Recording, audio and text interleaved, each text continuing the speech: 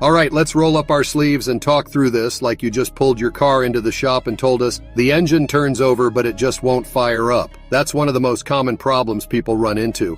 And it can feel frustrating because the car sounds like it wants to start but doesn't quite get there. Don't worry, we'll walk you through the most likely reasons and what you can do about it in plain, simple language. But just before we start, please ensure you've subscribed to the channel. Fuel problems. No gas, no go. Engines need fuel to run, and if the fuel isn't getting where it's supposed to, your car will crank forever without firing up. Sometimes it's as simple as a clogged fuel filter, which keeps gasoline from reaching the injectors. Other times it's a weak or dead fuel pump that isn't pushing enough fuel through the lines. You might even be dealing with bad gas if you just filled up and the car suddenly quit on you. Symptoms often include long cranking, sputtering, or the engine trying to catch but never really running. Checking for fuel pressure or listening for the fuel pump hum when you turn the key can point you in the right direction. Ignition trouble. Spark missing in action. Even if fuel is reaching the cylinders, it won't burn without a spark. Spark plugs, ignition coils, and the wiring that connects them all play a big role here. If any one of them fails, your engine will crank but stay silent. You might notice misfires before the complete failure, or maybe rough running on cold starts. If you've never changed your spark plugs and the car has racked up a lot of miles, that's a good place to start. Coils are more expensive, but they do fail, especially in cars known for coil pack issues.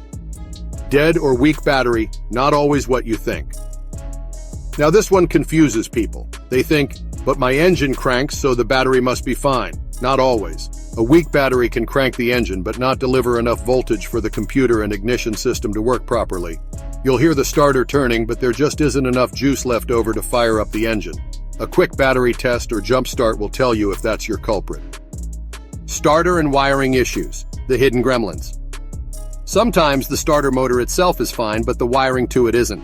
Corroded battery cables or a poor ground strap between the engine and body can rob the system of the power it needs. That means your engine might crank slow or irregularly. It's one of those things most people overlook until we pop the hood and spot the green fuzz on the cables.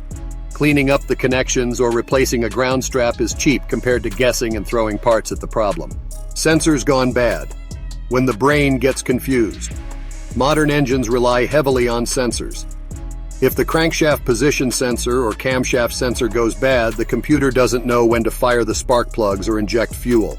That means the car will crank all day and never start. These failures can happen suddenly, often leaving you stranded. One way to guess is by noticing if your tachometer needle moves when cranking. If it doesn't, the crank sensor might be the issue. A scan tool can also point you in the right direction with stored error codes. Air problems. Engines need to breathe.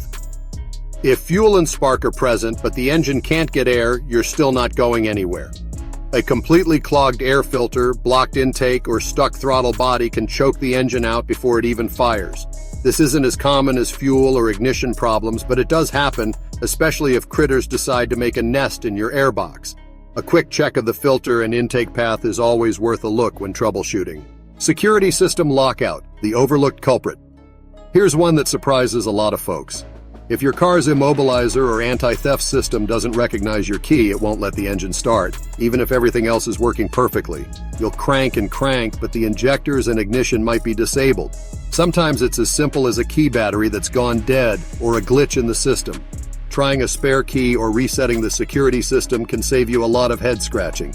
Bottom line, when your car cranks but won't start, it usually comes down to three basics: fuel, spark, or air. Add in modern electronics and security systems and you've got a few extra suspects in the lineup. The good news is that once you know where to look, you can often narrow down the problem quickly. Start simple.